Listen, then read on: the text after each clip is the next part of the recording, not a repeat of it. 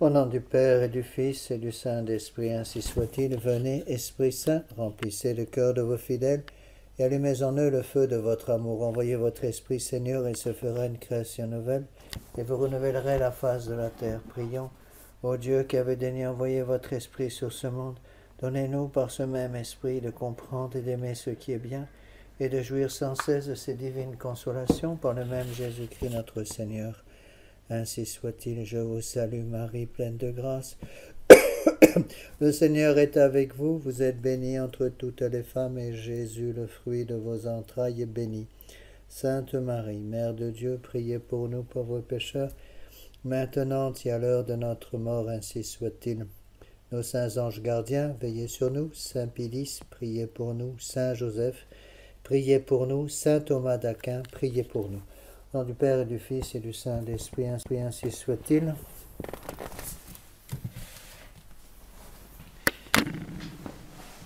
Mes bien chers frères, mes bien chers amis, nous avançons dans cette œuvre magnifique de Monseigneur Gaume, qui date, je vous le rappelle, de 1856.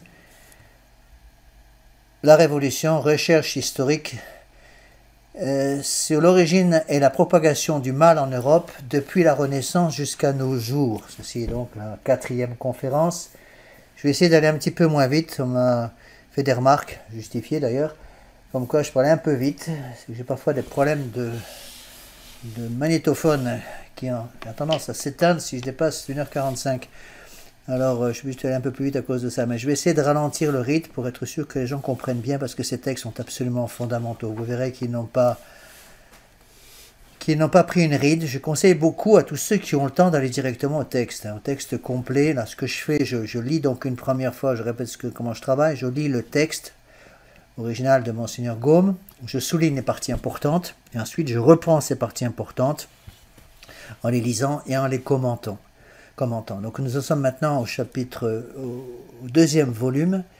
Alors, le deuxième volume contient surtout des longues parties très intéressantes sur les différents rituels maçonniques et révolutionnaires au moment où ils ont commencé à vouloir changer les habitudes des Français pour changer leur façon de penser. Donc ils ont voulu introduire des dessins républicains, des commandements républicains, des sacrements républicains. On croirait entendre, encore une fois, le gouvernement français actuel. Alors c'est des parties très intéressantes, mais bon, que je ne vais pas répéter parce que ça serait beaucoup trop long. Donc je vais essayer de faire un peu une synthèse, en m'appuyant surtout sur toute la première partie du volume numéro 2 et la dernière partie du volume numéro 2. Le reste, je vais un peu vite, encore une fois, que cela vous aide vous donne l'envie d'aller au texte, d'aller aux originaux. Alors commençons donc avec l'introduction du deuxième volume de Monseigneur Gaume. Alors n'oubliez pas encore une fois qu'il parle en 1856, donc c'est quand même malheureux de voir que ces textes écrits il y a plus de 550 ans n'ont pas pris une ride, encore une fois, sont parfaitement actuels aujourd'hui, et que Monseigneur Gaume avait compris il y a 150 ans ce que certains de nos paroissiens n'ont toujours pas compris en 2020. J'avoue que ça laisse un peu rêveur. Alors il commence par répondre à une objection. L'objection est la suivante. Si la Révolution, dit-il, a détruit des choses nobles et utiles, n'a-t-elle pas le mérite d'avoir supprimé une foule d'abus, et cette suppression ne balance-t-elle pas le mal qu'elle a fait? Alors, Monseigneur Gaume explique, nous envisageons la Révolution française comme un fait. Notre but est d'en montrer donc le principe générateur. Alors, il va commencer par quelques considérations générales pour répondre à cette objection. Premièrement, dit-il, l'histoire consciemment interrogée autorise à répondre que l'on a sur beaucoup de points exagéré les abus qui servirent de motif ou de prétexte à la Révolution. Beaucoup de gens sont en effet très malhonnêtes sur le plan intellectuel. C'est-à-dire qu'ils n'entendent qu'un seul cloche et ne sont intéressés que par une partie du problème. Je vous donne un exemple, vous allez comprendre par un exemple. Imaginez quelqu'un qui veuille étudier la Deuxième Guerre mondiale, de 1939 à 1945, et qui, pour essayer d'avoir un jugement objectif sur la Deuxième Guerre mondiale, ne lise que des livres écrits à partir du camp des Alliés. Donc Staline, Churchill, Roosevelt, De Gaulle, etc. Et qui ne lisent donc que des livres écrits à partir donc du camp des Alliés, qui ne regardent que des documentaires écrits dans ce camp-là, et qui ne regardent que des films qui ont été publiés côté allié, côté américain. Il est évident qu'il ne pourra jamais avoir un jugement objectif sur la Deuxième Guerre mondiale parce qu'il n'a entendu qu'un son de cloche. Il faut avoir l'humilité, puisqu'il en faut, et l'amour de la vérité qui va vous obliger aussi à consulter les auteurs qui ont écrit côté du Reich, côté allemand, côté de l'Italie, de la Turquie, du Japon, etc. Et en écoutant, en travaillant des livres qui ont été écrits côté allemand, en écoutant des bons documentaires ou des bons films qui ont été faits sur ce sujet, on arrive à ce moment-là à balancer un petit peu les deux tendances et se faire un jugement beaucoup plus sérieux. Bon. Donnons un autre exemple pratique cette fois-ci. Si vous voulez avoir un peu une autre vision de la Deuxième Guerre mondiale, regardez par exemple le film documentaire qui s'appelle Firestorm.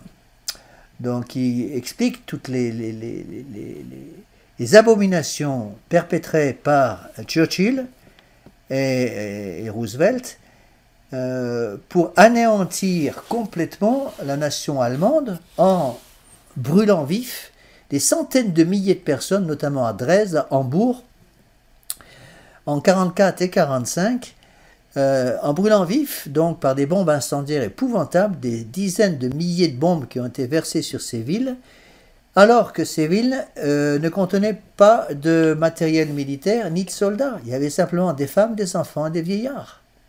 Et donc c'est très intéressant d'écouter ce deuxième son de cloche pour pouvoir se faire une idée. Et c'est comme ça pour tout.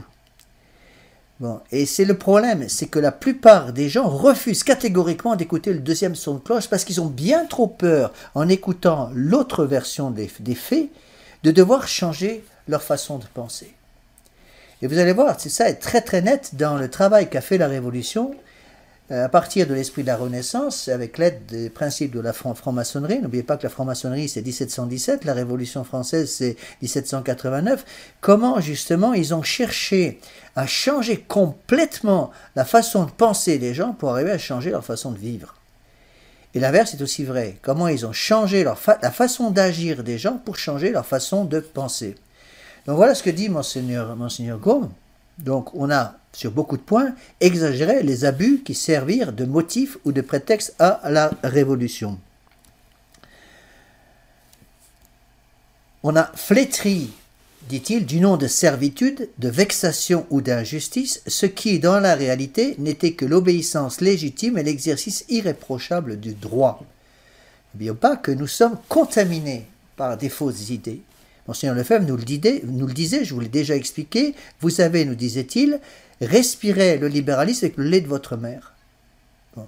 Je donne un exemple que j'ai déjà donné, mais que je réinsiste sur cet exemple parce qu'il est capital.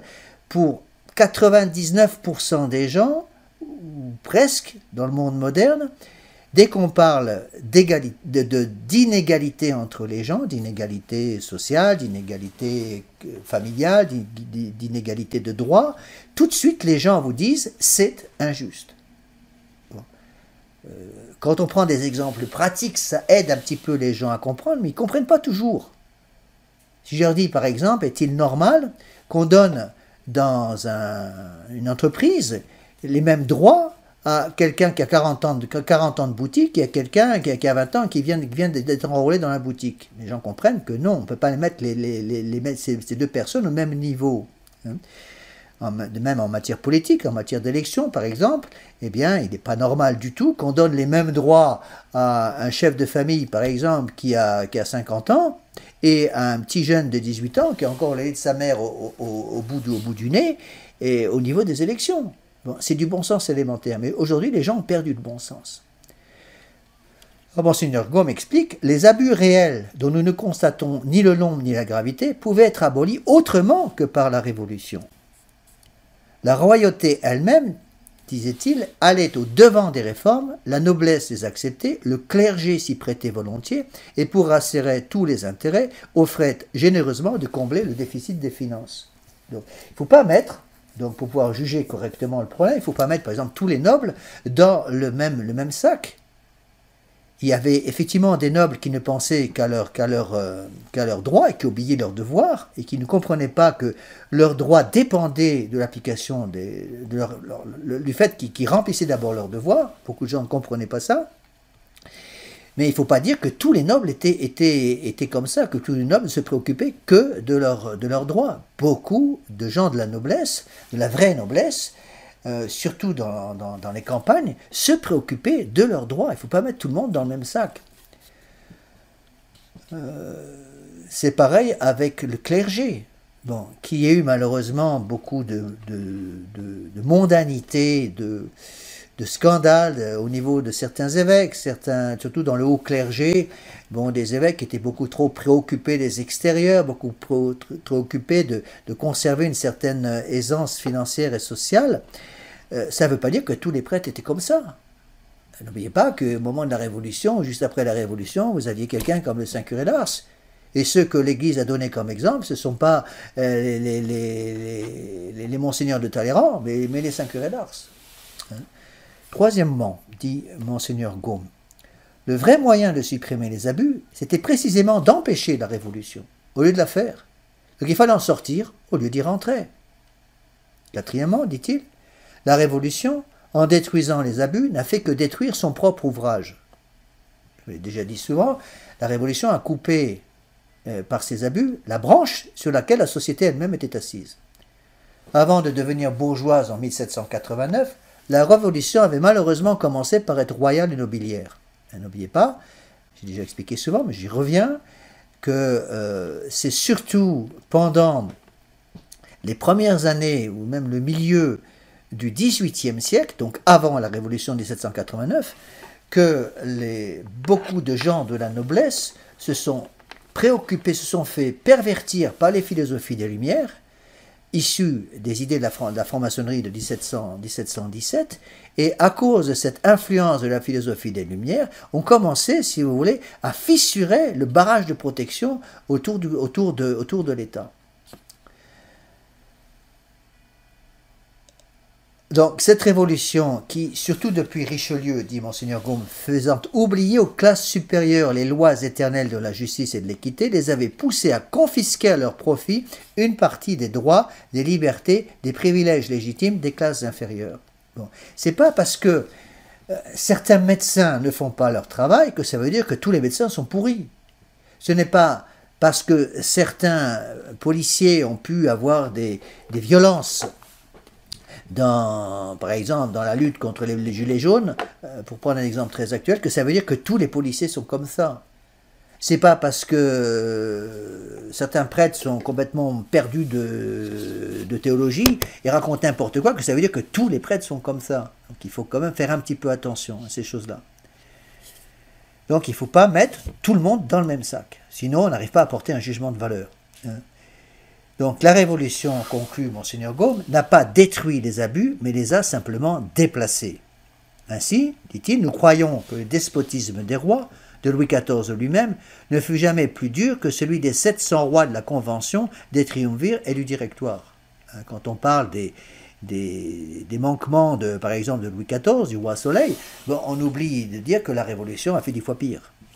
On conviendra que les insolences et les vexations de la noblesse ne furent pas plus odieuses que celles des proconsuls révolutionnaires comme Carrier, Schneider, Beau, Fréron, Léquignot et leurs collègues. Les redevances, par exemple, et les dîmes que le peuple payait aux seigneurs ecclésiastiques ou laïcs étaient-elles beaucoup plus onéreuses que les réquisitions de toute nature, les emprunts forcés, les impôts progressifs, le maximum, toutes choses établies par la Révolution. Sans parler des contributions toujours croissantes que, depuis cette époque, le peuple paye au seigneur-État. Il suffit de voir, par exemple, prenez l'exemple de la guerre de Vendée. Bon, il fallait voir, les réquisitions de la Révolution étaient épouvantables sur les paysans. Donc, les confiscations de droits, de libertés, de privilèges, commises par la noblesse et la royauté peuvent-elles être comparées aux confiscations de la Révolution, qui anéantit d'un seul coup tous les droits, toutes les franchises, tous les privilèges des corporations, d'art et de métier, des communes et des provinces, efface jusqu'au dernier vestige des droits acquis, ébranle la propriété même, et ne laissant debout que des individualités isolées et sans force, livre la France désarmée à un pouvoir omnipotent qui un jour s'appelle Robespierre. En matière d'injustice juridique, où trouve-t-on les plus nombreuses et les plus criantes? Dans les annales des anciens parlements ou dans les faces du tribunal révolutionnaire? Encore une fois, il faut que nos fidèles utilisent leur cervelle. Bon, il ne suffit pas de croire ce que disent tous les journaux quand même. Si par exemple, prenez un exemple tout simple, prenez le problème de la Sainte Inquisition. Si vous tapez Sainte Inquisition, Inquisition sur un moteur de recherche, vous allez avoir beaucoup d'horreurs. On va vous expliquer que les tribunaux d'inquisition étaient épouvantables, qu'il y avait des bûchers partout, que tous les hérétiques étaient brûlés à petit feu sous le regard complaisant des évêques qui se frottaient les mains de plaisir de voir les souffrances épouvantables des gens dans les flammes, que les gens qui étaient condamnés par l'Église n'avaient aucune chance de se défendre. Enfin, on entend de tout. Et quand vous étudiez un petit peu de plus près ce qui s'est vraiment passé, ben vous verrez que ce qui s'est vraiment passé n'a rien à voir avec ce que vous trouvez dans les journaux. D'autres exemples qui m'ont moi beaucoup touché, j'ai dû étudier un petit peu ça quand j'étais en Amérique latine. Beaucoup de gens parlent de cette épouvantable Église catholique qui, en arrivant dans le Nouveau Monde, après la découverte de l'Amérique par Christophe Colomb, en 1492, puis après l'arrivée de Cortés, a détruit de façon épouvantable cette extraordinaire religion magnifique de la nature des Aztèques. Ils oublient de préciser que les Aztèques massacraient les princes aztèques, les prêtres aztèques, pas le peuple, les princes aztèques massacraient des dizaines de milliers de personnes pour trouver du sang frais pour nourrir leur dieu soleil. J'ai déjà souvent donné l'exemple pour l'inauguration des pyramides de Teotihuacan, près de Mexico, il y avait eu 60 000 victimes humaines. Donc des horreurs. Souvent ça, on ne le voit pas. Encore une fois, il y a une espèce de mauvaise volonté, une malhonnêteté intellectuelle. Et beaucoup de gens ont peur de savoir la vérité. C'est quand les gens me disent des choses pareilles, je leur dis, attendez, je vais vous donner un titre d'un ouvrage, vous dire où vous pouvez l'avoir, et vous allez le lire. Et après, on discute. Et quand je revois ces gens, parfois 1 ou 2 mois après, je dis, alors, est-ce que vous avez lu l'ouvrage dont je vous ai parlé? Ah non, j'ai pas le temps. Vous n'avez pas le temps? Mais depuis la dernière fois que je vous ai vu, combien d'ouvrages avez-vous lu qui vont dans le sens de la franc-maçonnerie contre l'Église catholique? Et ils ont eu le temps d'en lire 2 ou 3. C'est quand même ahurissant, et ça c'est très important à comprendre pour comprendre comment la Révolution travaille dans les esprits. C'est comme ahurissant de voir parfois je connais quelqu'un de ma famille qui n'est pas catholique pratiquant, qui est professeur dans une école catholique, sans avoir la foi d'ailleurs, et qui enseigne, entre autres, l'histoire de l'Église. Et quand je lui posais la question de savoir si elle avait, une seule fois dans sa vie de professeur, lu un livre écrit à la gloire de l'Église catholique. Elle n'avait pas lu un seul. Elle ne lit que des livres écrits pour descendre en flamme l'Église catholique. Voilà où est le problème. Donc pour pouvoir juger toutes ces histoires-là, qu'est-ce qu'il faut? Il faut avoir une honnêteté intellectuelle. Il faut avoir une soif du vrai. Ne jamais oublier que si le bon Dieu nous a donné une intelligence, c'est pour découvrir le vrai et l'atteindre avec la volonté. Alors si on n'a pas compris ça, on ne peut rien faire. Alors, la deuxième objection à laquelle va répondre ensuite Monseigneur Gaume est la suivante. Si la Révolution a causé de grands maux, n'a-t-elle pas produit de grands biens? Alors, ceci va plutôt être expliqué dans les volumes suivants.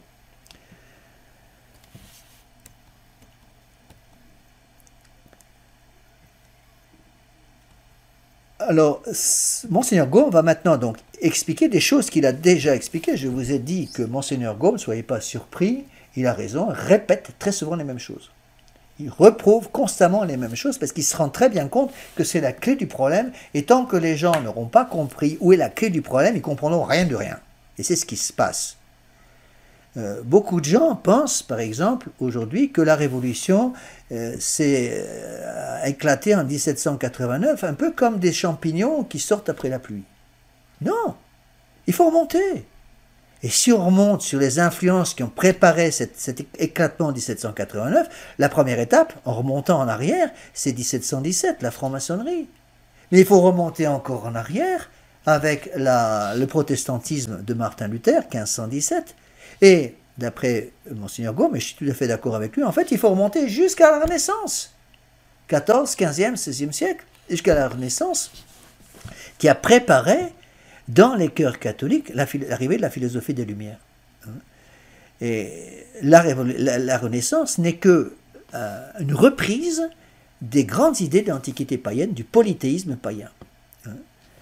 Alors voilà ce que dit Monseigneur Gaume. Dans son œuvre de destruction, nous avons vu la Révolution invoquer constamment l'Antiquité classique. Quelquefois Voltaire, plus souvent Rousseau. Mais Luther, Calvin, Mahomet, Arius, jamais. N'oubliez pas qu'il écrit en 1856. Donc les choses ont un petit peu changé aujourd'hui. Il est facile, dit-il, de répondre que l'Antiquité grecque et romaine avait longtemps été et soigneusement enseignée à la jeunesse révolutionnaire, ce qui n'avait eu lieu ni pour le luthéranisme, ni pour le calvinisme, ni pour l'islam, ni pour l'arianisme. Il faut bien comprendre ça. Donc il va expliquer la chose.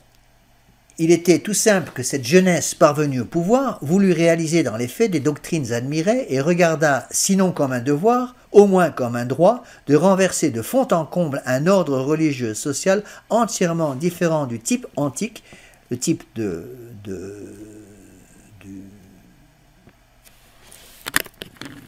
la civilisation grecque et romaine, de l'Antiquité, pour arriver justement à cette révolution. Donc voilà ce que dit Monseigneur Gaume, je finis la phrase.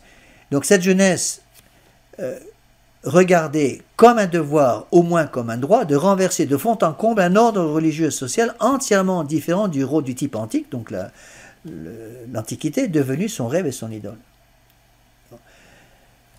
L'enthousiasme de la Révolution, répond Monseigneur Gaume, pour le paganisme a une cause plus profonde. Elle est dans l'affinité intime qui fait graviter l'époque révolutionnaire vers l'époque païenne, aussi naturellement que la loi d'attraction fait graviter vers le pôle l'aiguille aimantée. Donc j'insiste sur cette phrase. L'affinité intime qui fait graviter l'époque révolutionnaire vers l'époque païenne. Donc Monseigneur Gaume va étudier cette phrase pour essayer de voir pourquoi les révolutionnaires étaient tellement attirés par ces exemples païens de l'Antiquité qui avaient été mis en valeur surtout par la Renaissance. Qu'était-ce donc en effet que l'ancien paganisme, le paganisme classique de Sparte, d'Athènes et de Rome? Donc Monseigneur Gaume répond en disant que c'était un état social, écoutez bien ces phrases, elles sont capitales, un état social fondé sur la volonté arbitraire de l'homme et non sur la volonté de Dieu. C'était un ordre de choses dans lequel l'homme était Dieu et roi tout ensemble. Dans le paganisme, tout était Dieu, excepté Dieu lui-même. N'oubliez pas la grande définition de Monseigneur Gaume de la Révolution, que nous avons vue tout à fait à la première conférence, haine formelle de tout ordre dans lequel l'homme n'est pas reconnu comme droit et Dieu tout ensemble. Ici, il redit la même chose, état social fondé sur la volonté arbitraire de l'homme et non sur la volonté de Dieu. Ordre de choses dans lequel l'homme était Dieu et roi tout ensemble. C'est-à-dire, l'homme détruit Dieu, l'homme détruit la royauté pour prendre la place et de Dieu et du roi. C'est Bossuet qui disait que dans le paganisme, tout était Dieu excepté Dieu lui-même. Il le dit d'après saint Augustin, qui le dit lui-même d'après l'histoire. Donc tout se réduisait à l'homme, ou plutôt au démon, dont l'homme était le dupe, la dupe et l'esclave. Donc des milliers de dieux qu'il s'était forgés, l'homme n'en adorait sérieusement qu'un seul, c'était lui. Donc on voit très bien qu'il y a des étapes successives qui vont être franchies par la Révolution. On va commencer par éliminer l'Église, éliminer la royauté, pour que l'homme puisse prendre la place de Dieu et la place du roi. Mais très vite, la Révolution va dépasser par les révolutionnaires eux-mêmes, il y a quelqu'un d'autre qui va venir prendre la place de l'homme. Lorsqu'on coupe les racines de l'arbre, l'arbre va tomber à la première tempête. Lorsqu'on coupe les racines de la foi catholique, qu'est-ce qui va se passer? Il n'y a plus de fondation, c'est comme un immeuble, si vous voulez, qui n'a plus de fondation, il va encore tenir debout pendant quelques temps, mais au premier tremblement de terre, la première grosse tempête, il tombe en ruine. C'est exactement ce qui va se passer. Et comme Dieu n'est plus dans la maison, il y a un énorme vide qui doit être comblé par quelque chose. Alors l'homme va commencer par combler ce vide, mais très vite l'homme va être dépassé par celui qui souffle sur les braises, à savoir le démon. Donc une fois que le culte de Dieu a disparu, le culte de l'homme, l'humanisme, la Renaissance va prendre la place du culte de Dieu, et ce culte de l'homme va lui-même être dépassé par le culte de Satan, le culte du démon lui-même. Lorsqu'on détruit complètement un édifice social, une fois que la nature même est détruite, l'Église va vouloir, la Révolution va vouloir aller beaucoup plus loin. La Révolution va vouloir aller beaucoup plus loin et attaquer cette fois-ci par la contre-nature. On le voit très bien dans l'état actuel des choses en 2020. Hein. La famille a sauté, par exemple.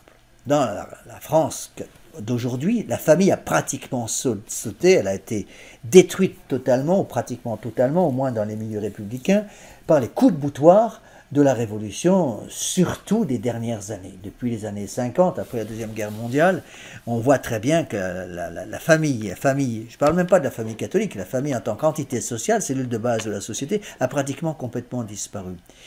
Eh bien, ça ne suffit pas, la Révolution. Une fois que la nature de la famille a sauté, la Révolution s'attaque à la contre-nature. Ça ne suffit pas d'avoir détruit la famille, il faut maintenant être sûr que les racines elles-mêmes sont arrachées pour qu'un retour, si vous voulez, à une forme naturelle viable, ne puisse jamais avoir lieu.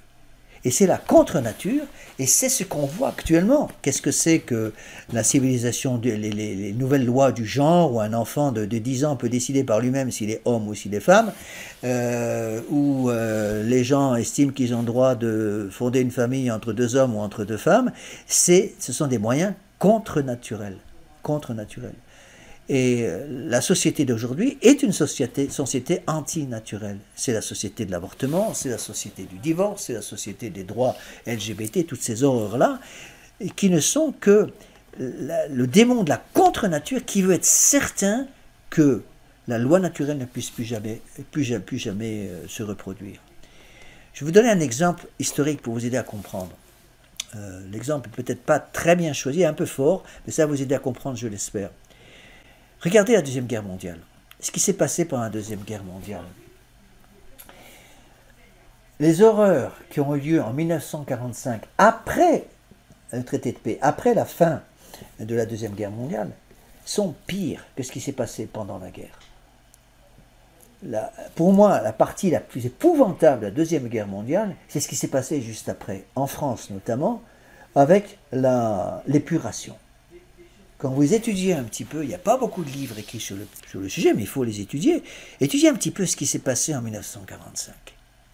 Comment le gouvernement de Gaulle s'y est pris pour être certain qu'un retour à une civilisation fondée sur les principes catholiques devienne absolument impossible.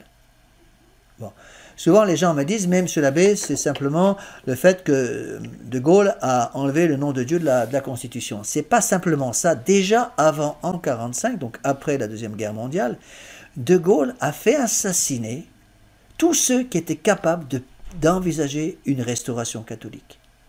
Dans l'armée, d'abord, mais aussi dans les milieux universitaires, dans les milieux d'enseignants, dans les milieux scientifiques, partout. Les historiens ne sont pas entièrement d'accord sur le nombre d'assassinats provoqués par De Gaulle pendant l'épuration, mais le chiffre minimal qui est donné est en général de 150 000 personnes. Donc 150 000 personnes assassinées de sang-froid après la guerre, donc en période en principe de paix, c'est bien plus épouvantable que toutes les morts qui ont été provoquées à cause des bombardements pendant la guerre elle-même.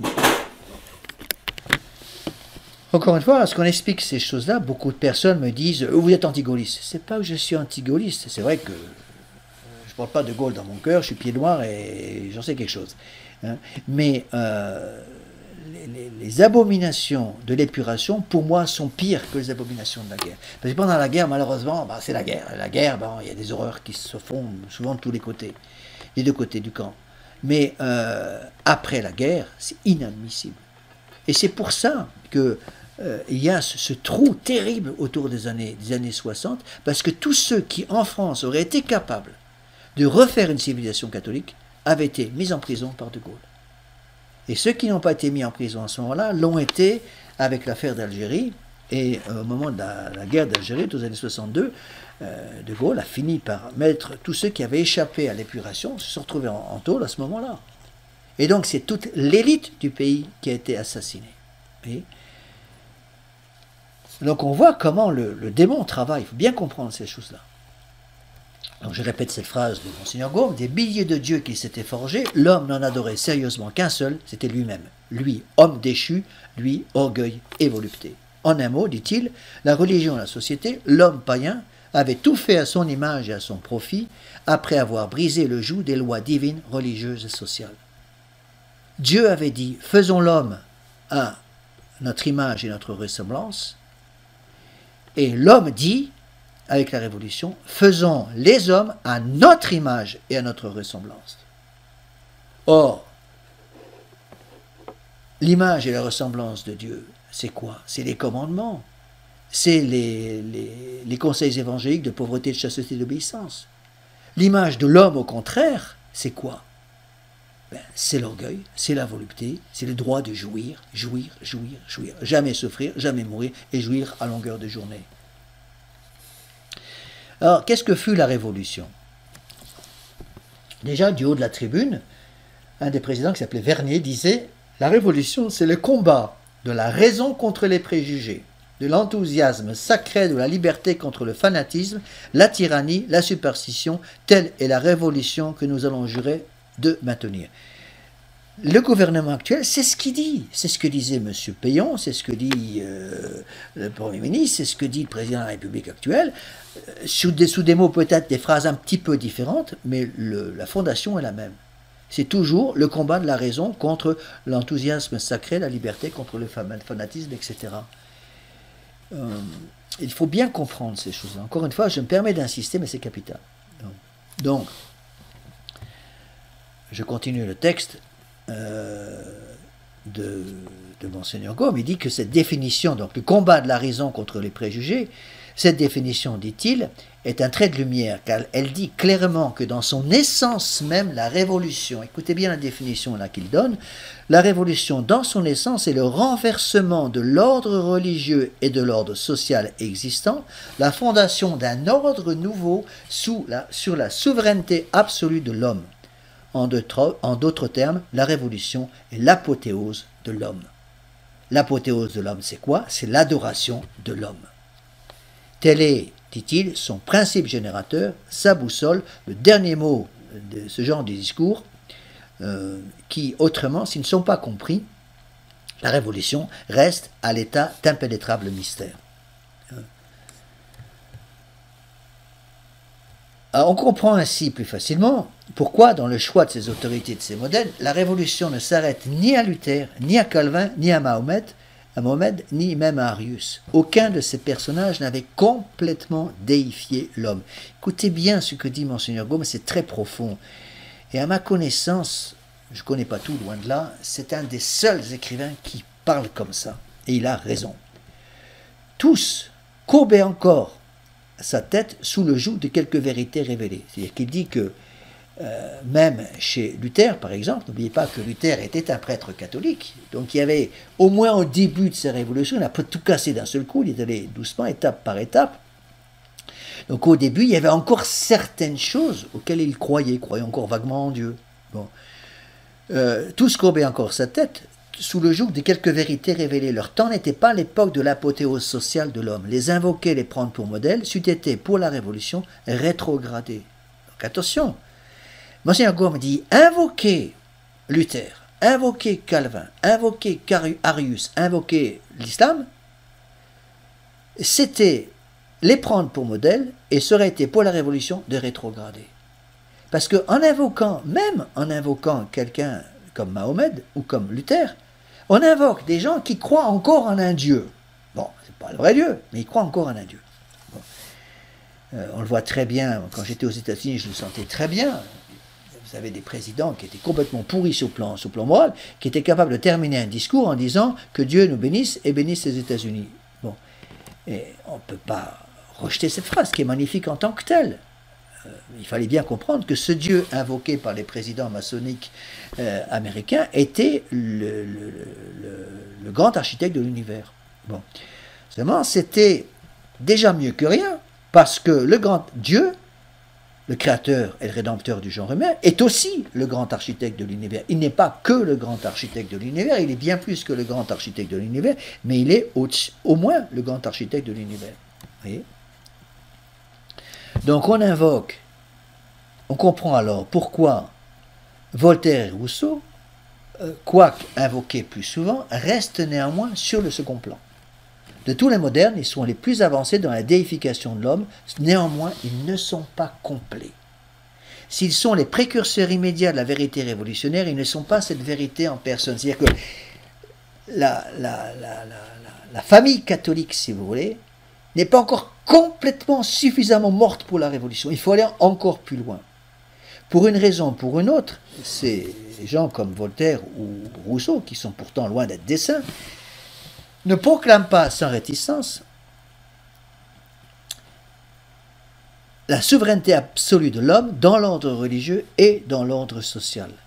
Leur temps n'était donc pas l'époque de l'apothéose publique de l'homme et de son règne incontesté. Ils n'étaient pas encore allés assez loin dans les principes de destruction. Donc on comprend ainsi, dit Monseigneur Gaume, pourquoi la Révolution, en franchissant 18 siècles, s'élance d'un seul bond au sein de l'Antiquité païenne.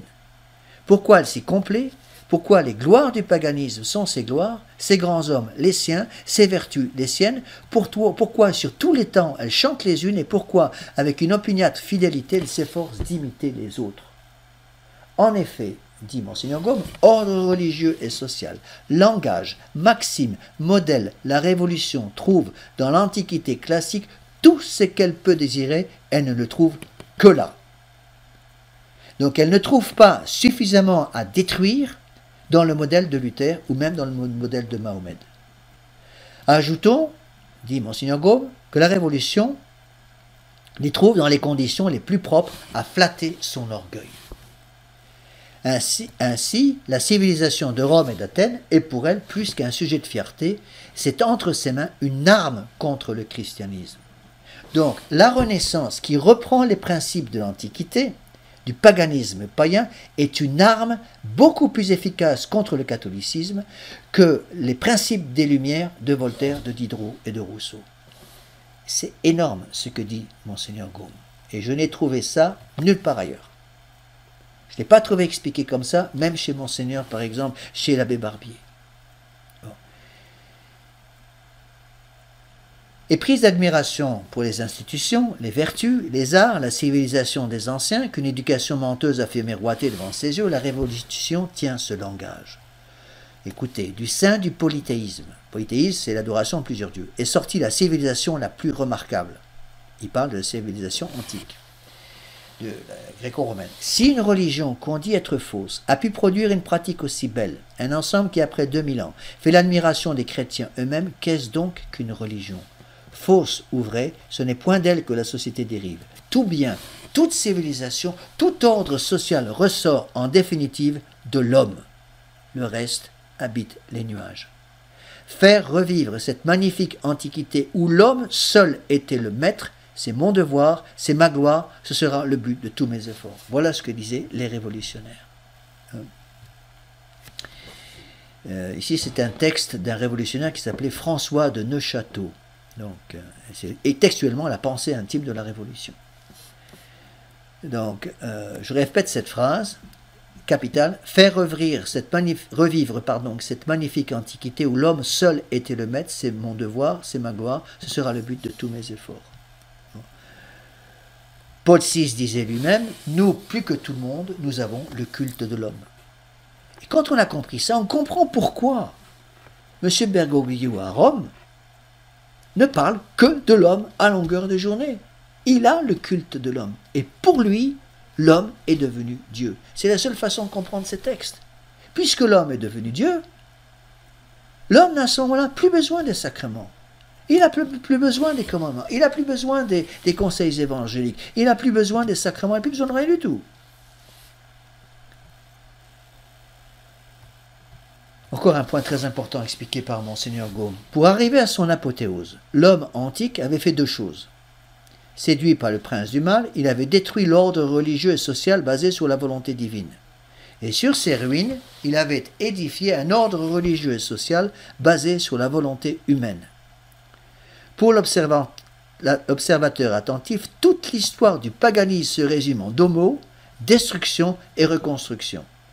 Donc pour le païen, l'éducation païenne, il ne s'agit pas simplement de changer la couleur du bâtiment ou de changer un peu sa structure extérieure. Il s'agit de le détruire complètement, de le raser complètement et de reconstruire quelque chose sur des bases entièrement nouvelles. Non seulement le bâtiment lui-même est totalement changé, mais les fondations de ce nouveau bâtiment sont tout à fait nouvelles.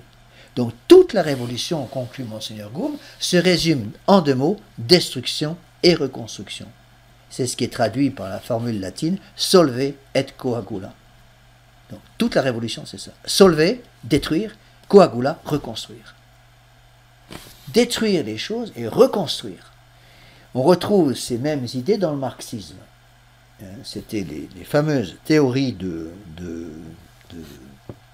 Marx.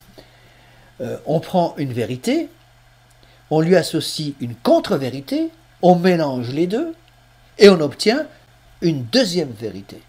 Mais on ne s'arrête pas à cette deuxième vérité. À cette deuxième vérité, on va opposer une contre-vérité numéro 2, on mélange les deux et on va arriver à l'éclosion d'une troisième vérité. On ne s'arrête pas là, on mélange à la troisième vérité une contre-vérité numéro 3, on mélange les deux et on arrive à une quatrième vérité et on continue comme ça, ce qu'on appelle la révolution permanente. C'est ça qu'il faut comprendre. La révolution ne veut pas s'arrêter simplement à la destruction, si vous voulez, des vocations ou à la destruction de l'école chrétienne. La révolution veut arriver à déraciner complètement tous les principes catholiques qui sont encore là. J'étais tombé une fois sur un texte que j'ai malheureusement perdu, que j'ai dû déjà citer dans une conférence, mais je le recite ici de mémoire. C'était l'histoire d'un révolutionnaire autour des années 80 qui était venu visiter Paris.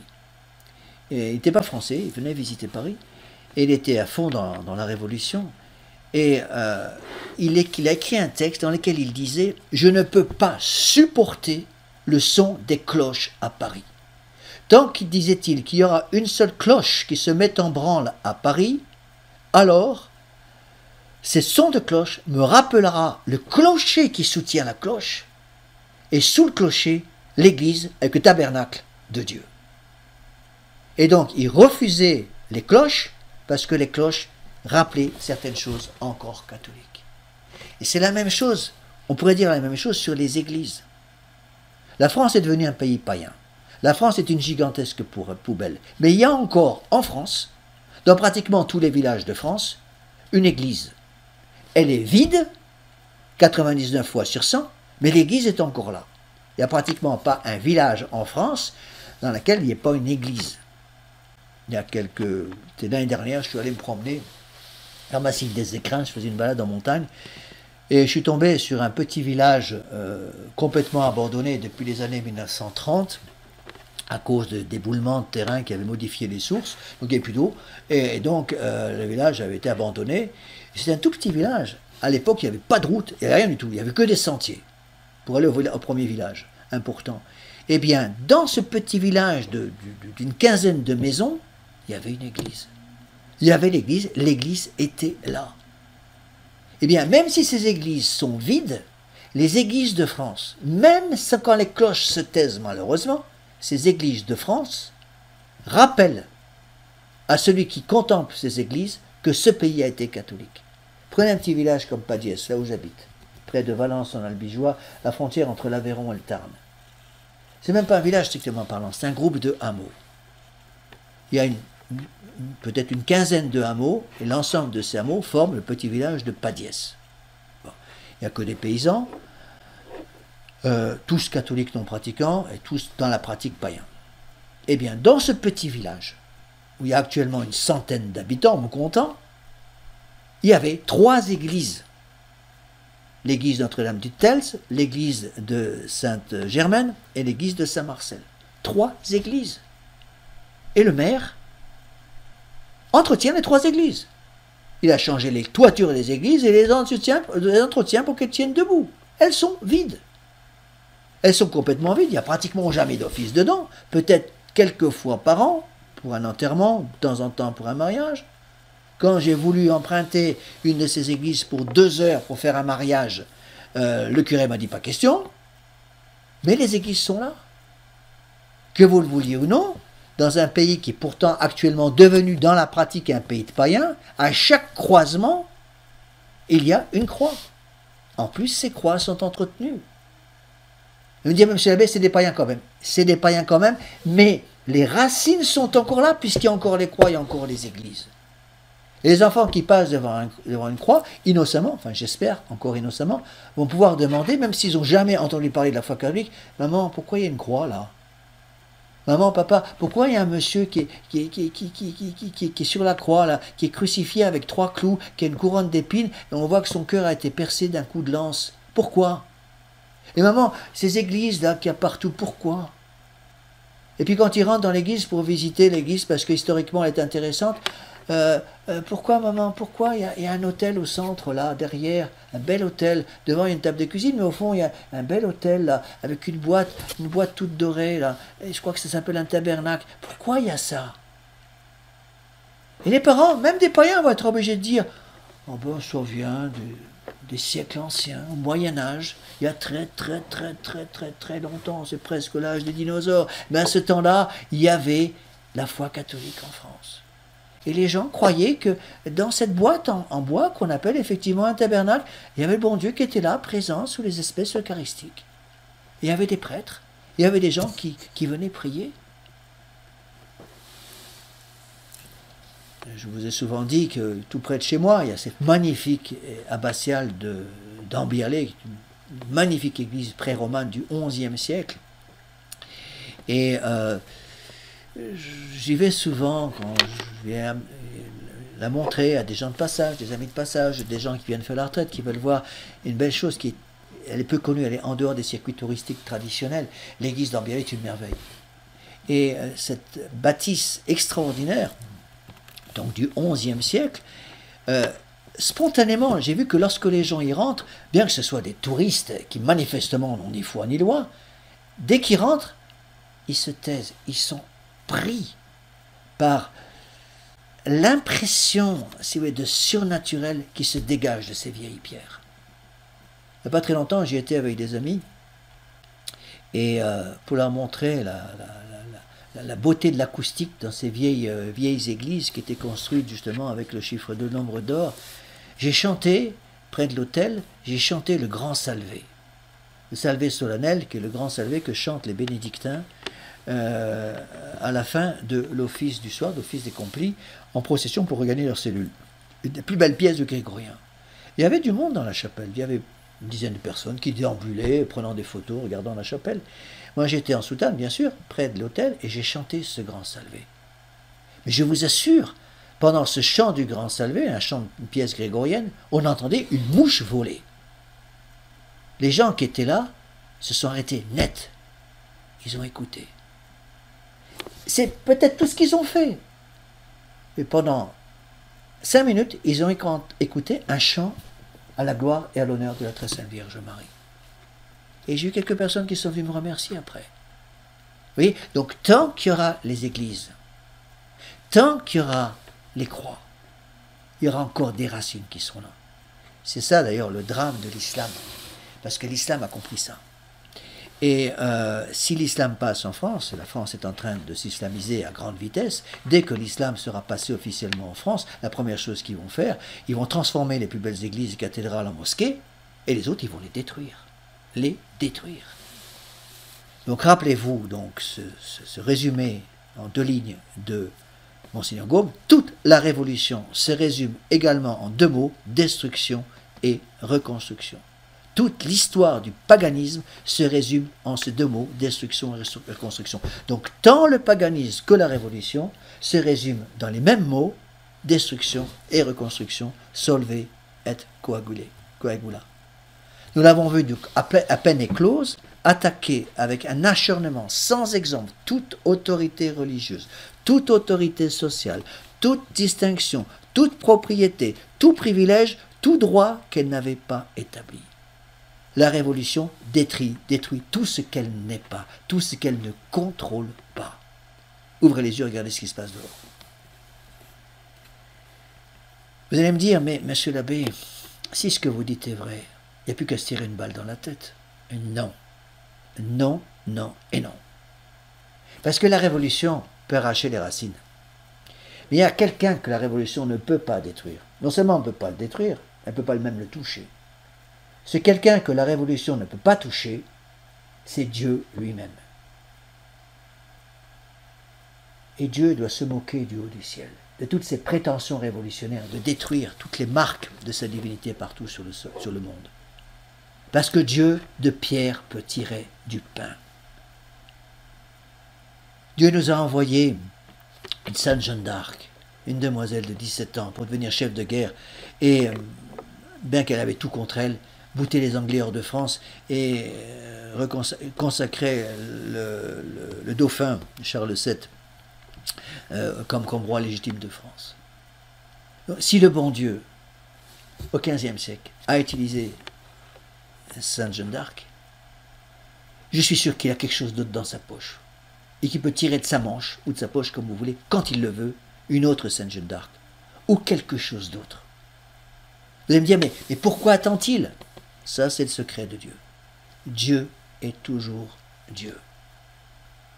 Et un autre exemple que je donne souvent, je m'excuse de me répéter, mais encore une fois, je pense que c'est important pour bien comprendre, c'est dans la destruction de toute la société ukrainienne, lorsque les communistes ont voulu détruire complètement l'Ukraine, en faisant mourir de faim toute la population, littéralement, il y a eu presque 20 millions de morts. Donc ils ont envoyé leurs inspecteurs pour essayer de marxiser, de communiser, si vous voulez, la société. Et donc, les envoyés du Comintern expliquaient, ils réunissaient tous les habitants du village, et puis ils expliquaient qu'il n'y avait pas de Dieu.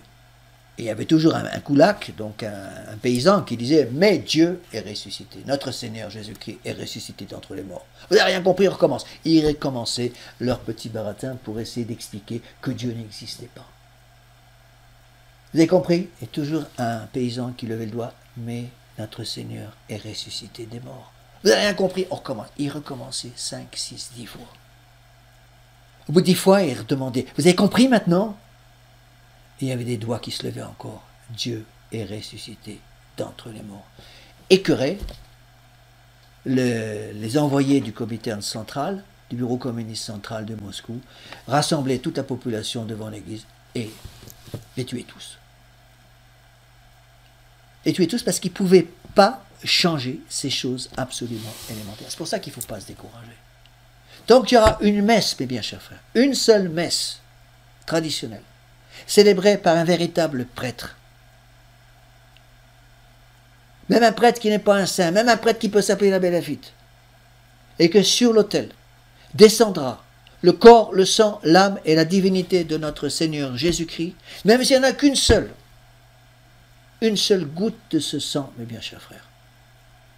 La substance du sang qui a remplacé la substance du vin, la substance du corps qui a remplacé la substance du pain, une seule goutte de ce sang, une seule petite parcelle de ce corps divin peut clore le bec à tous les révolutionnaires. Notre Seigneur Jésus-Christ est Dieu. À tel point qu'il est une thèse de théologie que je partage qui dit que le jour où le dernier prêtre sera assassiné ou mourra, Il n'y aura plus de possibilité de faire descendre le corps et le sang et l'âme et la divinité de notre Seigneur Jésus-Christ sur l'autel. Ce sera la fin du monde.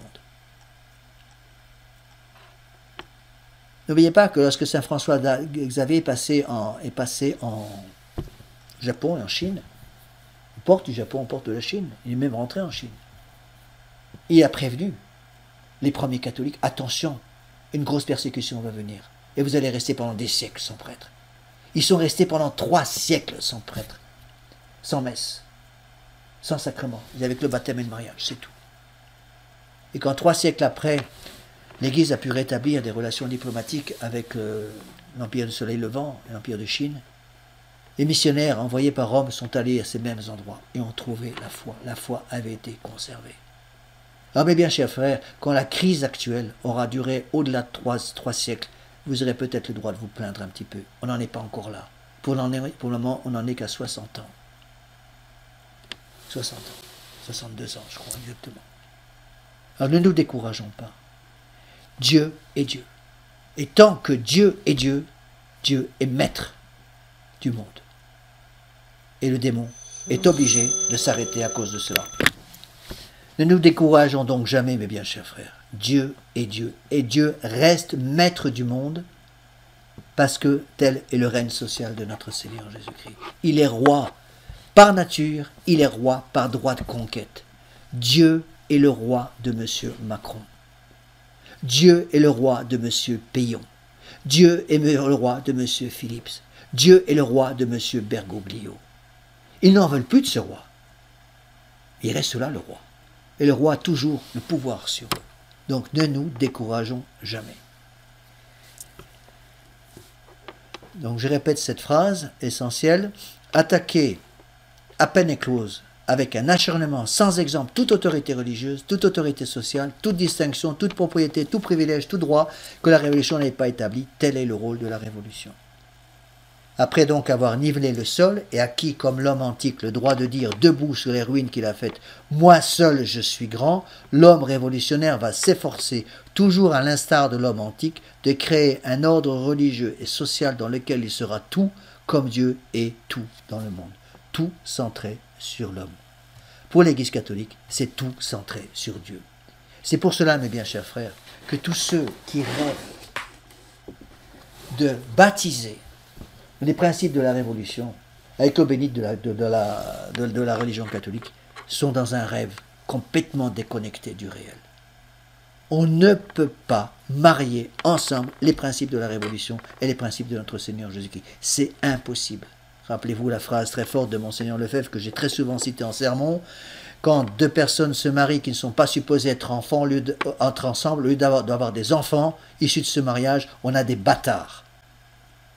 Toute association entre la Révolution et l'Église catholique ne peut donner que des bâtards, mes bien chers frères. Donc les hommes modernes sont devenus des bâtards. Voilà ce qu'il faut dire. Comme l'homme antique proclamait Jupiter et la métempsychose, tout en se moquant dans la pratique du roi de l'Olympe et de la transmigration des âmes, l'homme révolutionnaire décrète pour la forme l'être suprême et l'immortalité de l'âme. C'est pour la forme, attention. Parce que certains qui n'ont pas compris nous disent même, Monsieur l'abbé, regardez tous ces révolutionnaires de la fin du 19e siècle, ils parlent toujours du Dieu de la nature, donc ils croient en Dieu. C'est pour la forme.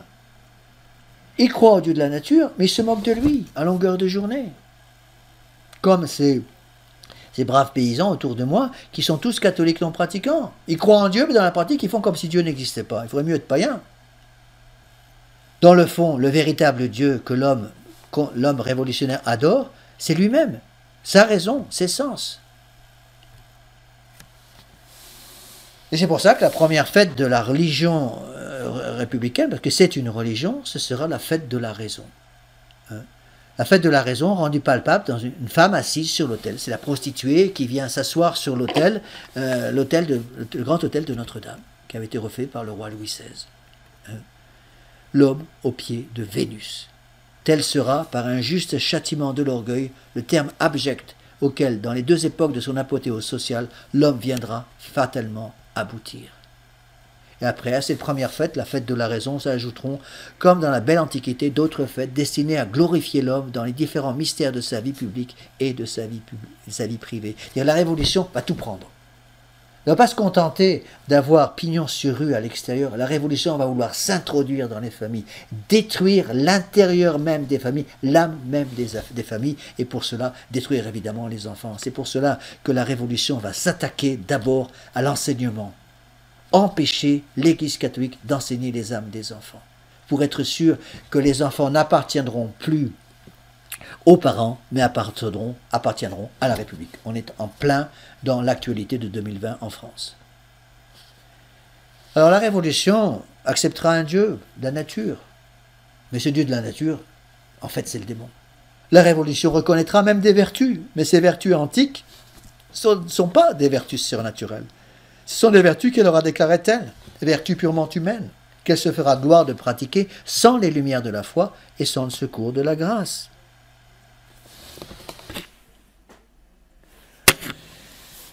Donc, pour célébrer ces vertus, elle va instituer des tas de fêtes. Pour les honorer, elle fondera des récompenses. Elle aura ses héros, ses demi-dieux qu'elle placera dans ses temples, à qui elle décernera les honneurs de l'apothéose, de l'immortalité.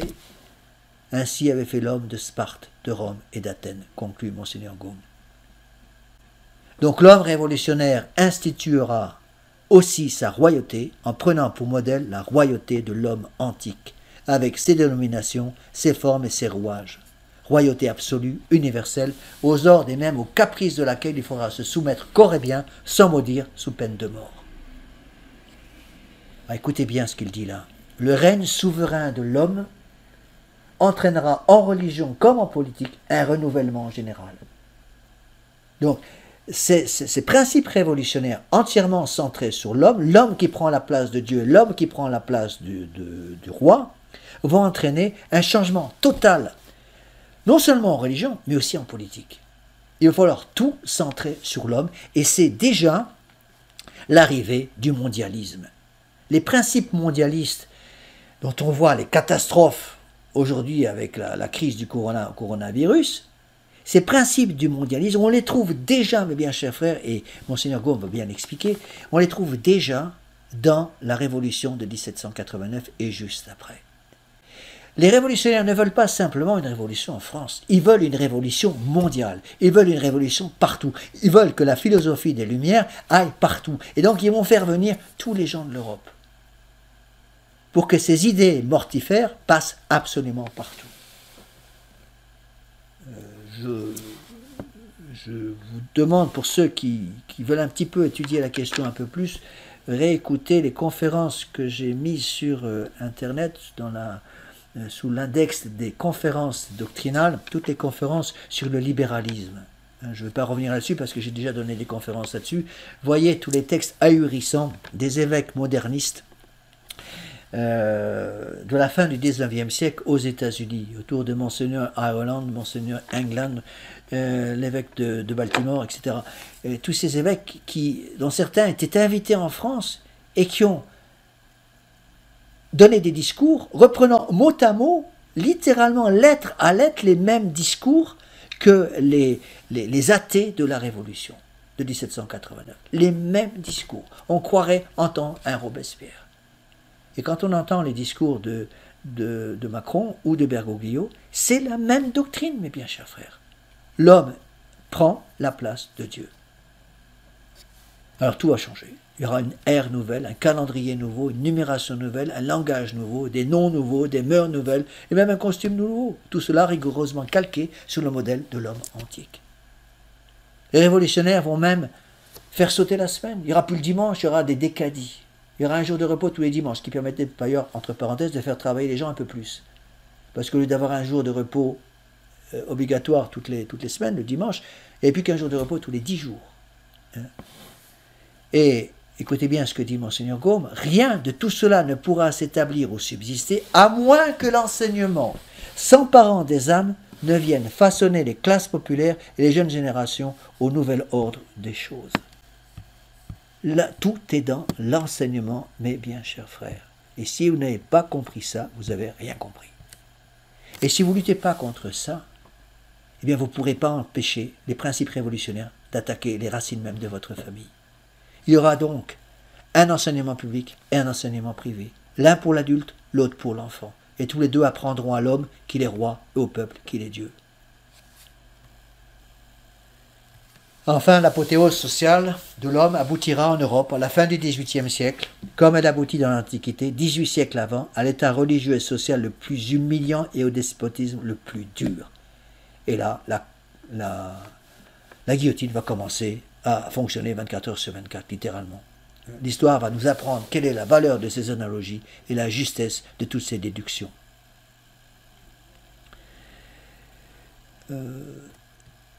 Donc, nous en sommes maintenant au chapitre 2 de ce deuxième volume de la Révolution. Je m'attendais beaucoup plus vite parce que là, il va donner toute une série de détails qui n'ont pas, à mon avis, leur place dans ce genre de conférence que je donne. Je vous donne les principes et je résume.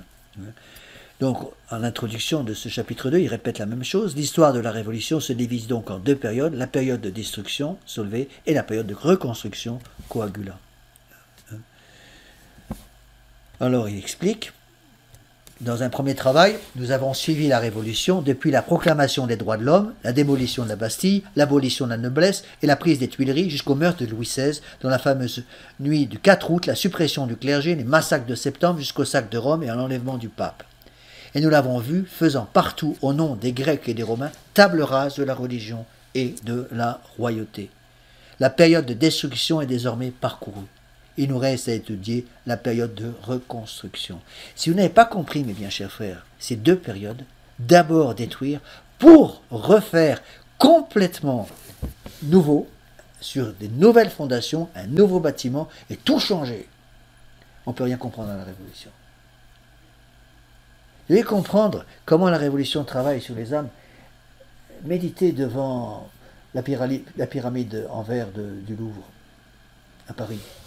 Méditez devant une église moderne faite en fibre de verre qui ressemble à un hall de gare.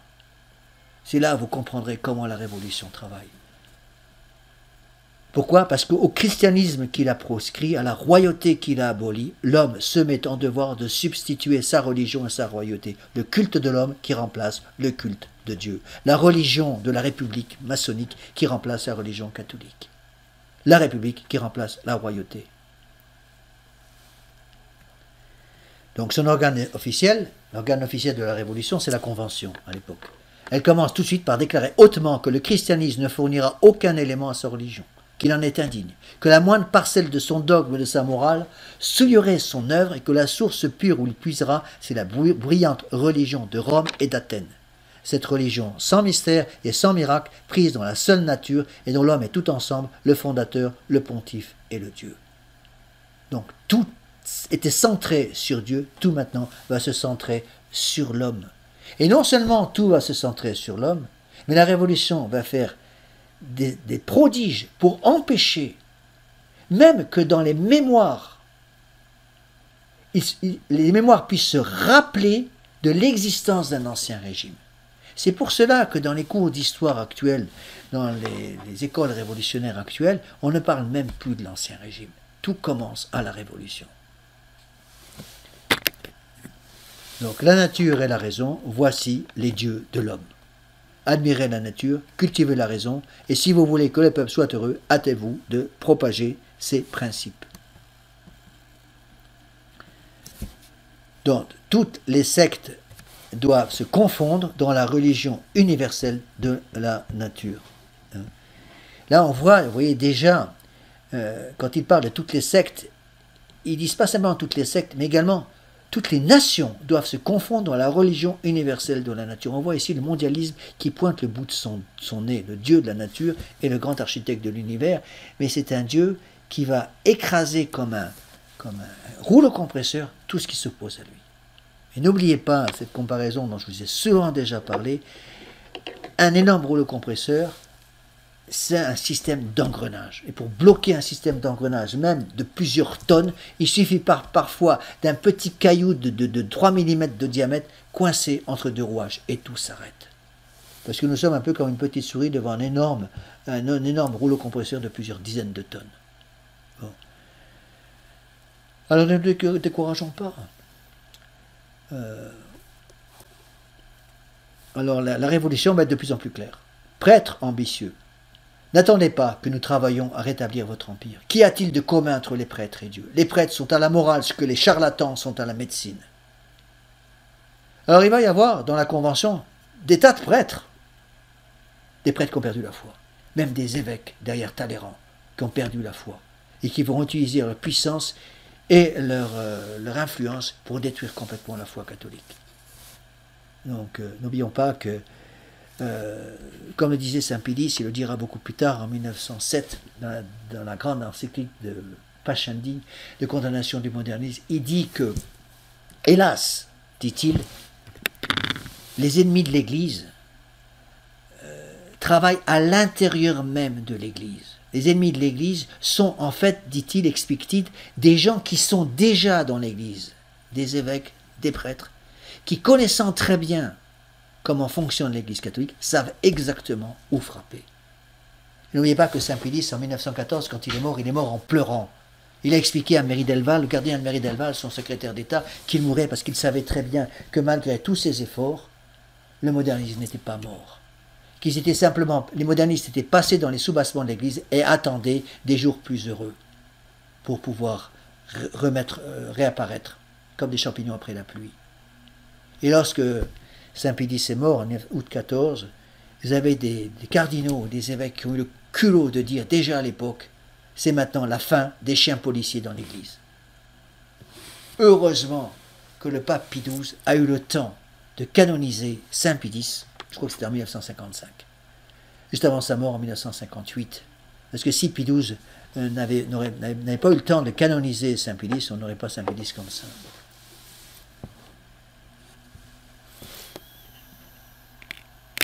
Donc les révolutionnaires vont dire aux catholiques de l'époque, le véritable prêtre de l'être suprême, c'est la nature.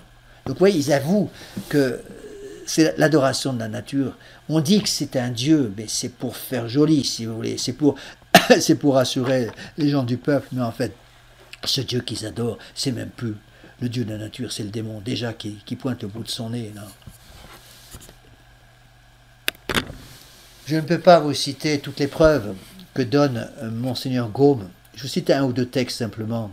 Il existe un texte d'un révolutionnaire, d'un révolutionnaire qui s'appelait La Vicomterie. Voilà ce qu'il disait autour des années de la Révolution. Citoyens, après 1000 siècles d'erreurs, de crimes et de calamités, après 1000 siècles d'une dépravation profonde et générale, je viens vous parler de morale et de vertu.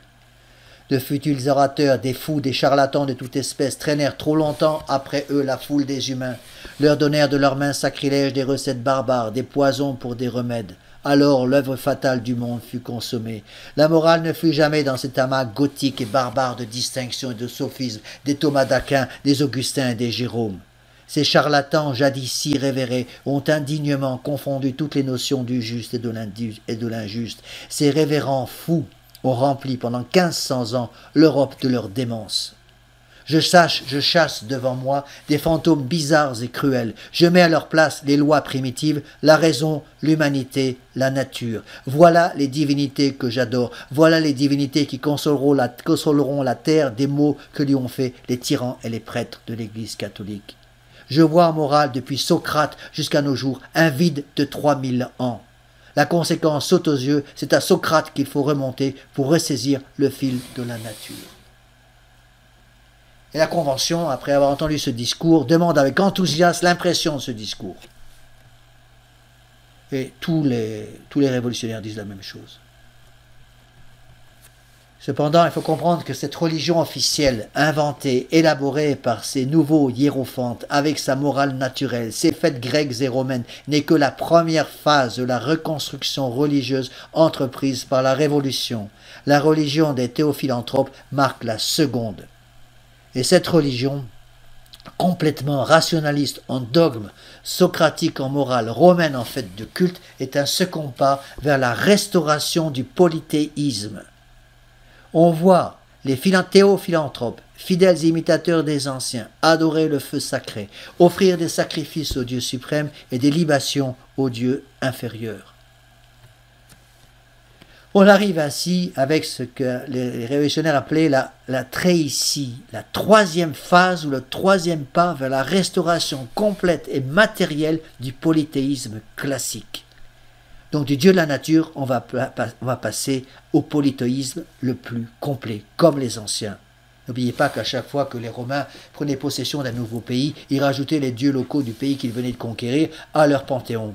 Un peu plus, un peu moins de dieux, ils disaient toujours quelques dieux en plus, ça ne peut pas faire de mal. D'accord? Et je ne sais plus quel était l'empereur romain qui avait dit à propos d'un de ses concurrents, commençons par le tuer, on en fera un dieu après. Hein, on le rajoutera au panthéon des dieux, mais d'abord tuons-le, c'est ce qu'il a fait. Donc il faut comprendre que le polythéisme était maintenant à la base de tout. L'homme révolutionnaire s'étant déclaré à Dieu, il se décerne des fêtes. Donc la première, on l'a déjà dit, est la fête de la raison. Pour l'instruction de la postérité, racontons une fois de plus cette fête dans laquelle, après 18 siècles de christianisme, on voit la chair de nouveau déifiée, replacée publiquement sur l'autel et recevant, dans la personne d'une courtisane, l'encens et l'adoration de l'homme. Aussi bien, nul fait ne prouve mieux l'influence de la Renaissance et des études de collège sur la génération révolutionnaire. Et ensuite, Monseigneur Gaume va donner tous les détails de ces fêtes. Je passe parce que ça allongerait beaucoup trop ce cours que j'essaie de vous donner, qui est un cours de synthèse. Je vous cite simplement un passage au moment où ils vont placer sur le grand autel de Notre-Dame à Paris la déesse de la raison, une danseuse de l'opéra qui s'appelait Mademoiselle Maillard. Elle est assise dans un fauteuil doré, garni de guirlandes de chêne et porté par 400 culottes. Vêtue de rouge, un bonnet rouge sur la tête, les cheveux épars sur les épaules, une tunique blanche recouverte à moitié par un manteau bleu céleste compose son costume. De la main droite, elle tient une pique au jet d'ébène, de la gauche une branche de chêne. Sous ses pieds, elle foule un crucifix. Vous avez bien entendu. Sous ses pieds, elle foule un crucifix. Devant la déesse marche un groupe de jeunes citoyennes vêtues de blanc, ceintes de rubans tricolores et la tête couronnée de fleurs. Viennent ensuite les principaux acteurs de la fête et les députés de chaque section, coiffés du bonnet rouge. Donc c'est dans les fêtes de la raison que le buste par exemple de Marat est placé sur l'autel et qu'on forçait ceux qu'on soupçonnait de fanatisme, c'est-à-dire de croire en Dieu, de fléchir le genou devant Marat. Donc, pour reprendre descriptif de la Révolution au moment de la mise sur l'autel de cette demi-prostituée, Mademoiselle Maillard, donc, Monseigneur Gaume est allé au texte. Le cortège entre lentement dans Notre-Dame, dont le portail avait été dépouillé de ses statues chrétiennes. Dans le sanctuaire, près de la grille du chœur, on voit une montagne, au sommet de laquelle s'élève un temple d'une architecture simple et majestueuse. Et sur la façade de ce temple brillent ces mots « à la philosophie ». Au-devant, c'est la statue de la philosophie entourée de bustes de sages anciens et modernes qui ont le plus contribué par leurs ouvrages au progrès de la raison et à l'avènement de la Révolution. Sur le versant de la montagne, on aperçoit un autel circulaire avec des festons de feuilles de chêne, c'est l'autel de la raison. Au milieu brille une torche allumée qu'on appelle le flambeau de la vérité. Tout cet appareil a pour but de rappeler l'état de nature et l'heureuse liberté dont les hommes primitifs jouissaient dans les forêts abritées par le chêne et nourries de son fruit. À droite et à gauche de la montagne se tiennent dans l'attitude de respect les autorités constituées. Alors ça continue comme ça pendant presque 150 pages. Donc je vais passer, parce que je n'ai pas le temps d'expliquer tout ça. Pour ceux qui veulent toutes les preuves, vous avez tous ces textes qui sont à lire et étudier très sérieusement. Et pendant que toutes ces abominations se font, les citoyens, couverts du bonnet rouge, s'avancent en répétant les cris « Vive la République, abat le fanatisme, vive la raison, vive la montagne ». Alors je peux vous citer quelques autres passages, mais très courts parce que je n'ai pas le temps. Un des révolutionnaires, Chaumette, prend alors la parole et dit « Vous l'avez vu, citoyens législateurs, le fanatisme a lâché prise, il a abandonné la place qu'il occupait à la raison, à la justice et à la vérité. Ses yeux louches n'ont pu se tenir l'éclat de la lumière, il s'est enfui. Nous nous sommes emparés des temples qu'il nous a abandonnés, nous les avons régénérés. Aujourd'hui, tout le peuple de Paris s'est transporté sous les voûtes gothiques, frappé si longtemps de la voix de l'erreur et qui pour la première fois ont retenti du cri de la vérité. Là, nous avons sacrifié à la liberté, à l'égalité, succéder à la nature. Nous n'avons point offert nos sacrifices à de vaines images, à des idoles inanimées. Non, c'est un chef-d'œuvre de la nature que nous avons choisi pour la représenter. Cette image sacrée a enflammé tous les cœurs. Un seul vœu, un seul cri s'est fait entendre de toutes parts. Le peuple a dit, plus de prêtres, plus d'autres dieux que ceux de la nature nous offrent. Et cet orateur va conclure en disant « Il n'y a plus d'autre culte, d'autre religion que la religion de la raison et le culte de la liberté. » Donc on voit bien ici, c'est très clair que publiquement rétabli comme religion par les lettrés révolutionnaires, le paganisme antique qu'ils avaient sucé littéralement dans les écoles et dans les universités, ce paganisme antique devait reparaître avec toutes ses conséquences. Pendant qu'on s'adresse à la déesse de la raison, dans la grande nef et dans le sanctuaire de Notre-Dame, son culte se pratique dans les chapelles. Chaque chapelle du pourtour de l'église, soigneusement voilée au moyen de tapisseries et de cloisons de planches, est devenue un lieu de dissolution, de gourmandise et d'impudicité. Il faut avoir assisté à cette profanation atroce pour en concevoir l'horreur. Les prostituées affluaient là. Et les mystères de Lesbos avaient cessé cette fois d'être célébrés dans le secret de la nuit des appartements reculés. La chose eut tant d'éclat qu'elle indigna jusqu'à Robespierre. Chaumette va lui-même passer sous le couperet de la guillotine, et Robespierre disait de lui, ce misérable méritait 100 fois la mort, ne fût-ce qu'à cause des turpitudes qu'il avait autorisées ce jour-là. Donc ce jour de la fête de la déesse raison, c'était le 10 novembre 1793, ce jour, dit Monseigneur Gaume, est sans contredit, le jour le plus humiliant des 14 siècles de notre histoire. C'est énorme ce qu'il dit, mais je pense qu'il a raison. Seul il a été témoin d'une solennité, d'une orgie nationale complètement païenne pour le fond et pour la forme. Reste maintenant à savoir comment cette scène a pu se reproduire. Et là, le point important. Comment cette scène a pu se reproduire après 18 siècles de christianisme au sein du royaume très chrétien. Comment les auteurs de cette manifestation idolâtrique se trouvent non parmi le peuple ignorant et grossier, mais dans cette classe de la société qu'une instruction plus étendue et dirigée par des maîtres pieux aurait dû surtout mettre à l'abri de pareils égarements. On peut se poser la même question, mes bien chers frères, aujourd'hui. Comment se fait-il que la France, qui était encore catholique, à la fin du règne de Pie XII en 1958, a pratiquement à 80%. Comment se fait-il que cette France fidèle de l'Église est devenue aujourd'hui une gigantesque poubelle et que la pratique religieuse officielle est descendue maintenant à 1 ou 2 ou 2,5%? Comment se fait-il? On continue de répéter les mêmes erreurs. Les Français sont tellement bêtes qu'ils répètent les mêmes bêtises que leurs ancêtres. Donc l'Antiquité a donné la Renaissance a donné le protestantisme a amené la franc-maçonnerie, la franc-maçonnerie amène la révolution va entraîner les conséquences des philosophies des Lumières avec le communisme et l'apparition d'une nouvelle religion, la religion de Vatican II. La religion de Vatican II, ce n'est que ça, mes bien chers frères, rien d'autre. Quand Bergoglio accepte à Rome d'adorer pratiquement publiquement les idoles en bois d'Amazonie, c'est tout simplement le renouvellement les folies de la philosophie des Lumières et de la fête de la raison, c'est rien d'autre, mes bien chers frères.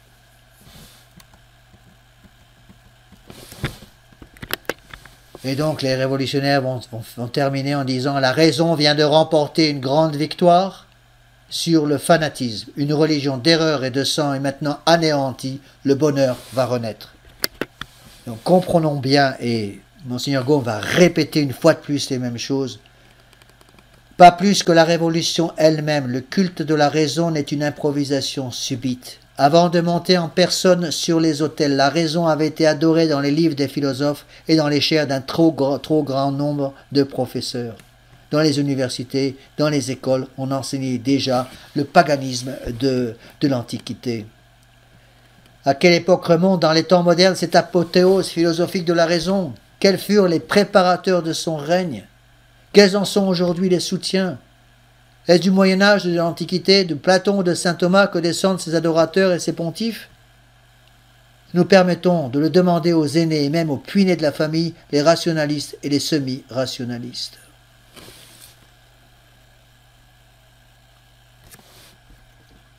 Monseigneur Gaume va ensuite, à partir du chapitre 3, donner tous les détails de ces fêtes ahurissantes en l'honneur de la raison, de l'être suprême, va donner les discours des différents révolutionnaires. Il est allé aux sources, parce que beaucoup de ces discours ahurissants ont été imprimés. Il va même donner les différents hymnes, expliquer les différentes parties des hymnes révolutionnaires qui étaient chantés en reprenant des termes religieux pour se moquer encore un peu plus de la religion catholique. Alors je passe sur toutes ces parties-là parce il y a beaucoup de détails importants, mais je ne peux pas tout expliquer. Je prends certains passages clés. Voilà ce que dit Monseigneur Gaume. L'être suprême de la Révolution n'est pas, comme on pourrait le croire, le Dieu véritable, le Dieu de la foi. C'est un être imaginaire, créé par la raison et doté par elle d'attributs de qualité conformes à ses caprices. Ainsi, cet être suprême n'a point établi de religion positive, il ne connaît qu'une religion universelle dans laquelle toutes les sectes se confondent, il regarde la prière comme un outrage, il ne reçoit l'hommage que des hommes libres. Il a décrété la République dès l'origine des temps, c'est lui qui inspire les régicides, qui guide leur courage et qui fait sa principale occupation de détrôner les rois, comme Jupiter de foudroyer les titans. Il ne veut ni temple, ni prêtre, ni encens. Il n'est pas le Dieu des chrétiens, mais le Dieu de la pensée. Les créatures ne sont point ses organes. Il n'a créé ni démons, ni enfer, ni peines éternelles.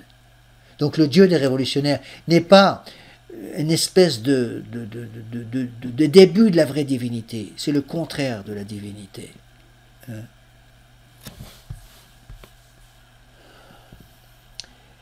Et malheureusement, les foules sont à l'époque descendues dans la rue. Rassembler les hommes, disait Robespierre, et vous les rendrez meilleurs. Et ainsi, le plus magnifique de tous les spectacles est celui d'un grand peuple assemblé. On voit ce qui se passe dès que les Français descendent dans la rue. Certes, il y a eu parfois des choses qui étaient nécessaires. La révolte des Gilets jaunes, en grande partie, est justifiée. Mais ce qu'il faut comprendre, c'est que ces masses énormes qui descendent dans la vue sont manipulables extrêmement facilement par des gens qui sont formés par la franc-maçonnerie pour les diriger. Moi, je me rappelle très bien, j'étais en 1968. À l'époque, en 68, j'avais 15 ans. J'étais dans un des premiers lycées de France qui s'est mis en grève en 68. On ne pouvait même plus travailler. Parce que il y avait des élèves de première et de terminale qui empêchaient tout le monde de travailler. Quand j'étais en médecine, après, à l'hôpital de l'université de la Timone à Marseille, c'était pareil, il y avait des grèves tout le temps. Et dès que les révolutionnaires se mettaient en grève, la première chose qu'ils faisaient, c'est fermer les amphithéâtres pour empêcher les gens qui voulaient travailler, assister aux cours, d'y assister. Les professeurs étaient obligés de nous faire passer par les portes latérales pour pouvoir donner quelques cours quand même.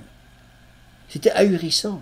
On voit très bien comment travaille la révolution. Mettre tout le monde dans la rue et les faire répéter bêtement comme des bœufs, il n'y a pas d'autre mot, leur faire répéter des slogans révolutionnaires. On retrouve ces mêmes slogans en 1789 et après. Mort aux tyrans, mort à la religion, mort aux prêtres. Le plus magnifique de tous les spectacles, dit donc Robespierre, est celui d'un grand peuple assemblé. Alors, Monseigneur Gaume va donner des choses ahurissantes. Donc, il parle par exemple des différents habits de ces révolutionnaires et il dit que plusieurs même avaient des culottes de peau humaine. Vous vous rendez compte? Voilà le travail de la révolution, mes bien chers frères. Le travail de la révolution.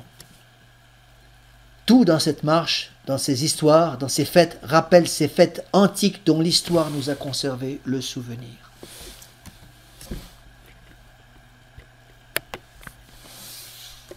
Et Monseigneur conclut à la fin de ses explications, en donnant tous les détails de ces fêtes, de ces orgies épouvantables. La messe païenne finit par une décharge générale d'artillerie, interprète de la vengeance nationale. Et tous les assistants, confondant leurs sentiments dans un embrassement fraternel, font retentir les airs du cri général « Vive la République !»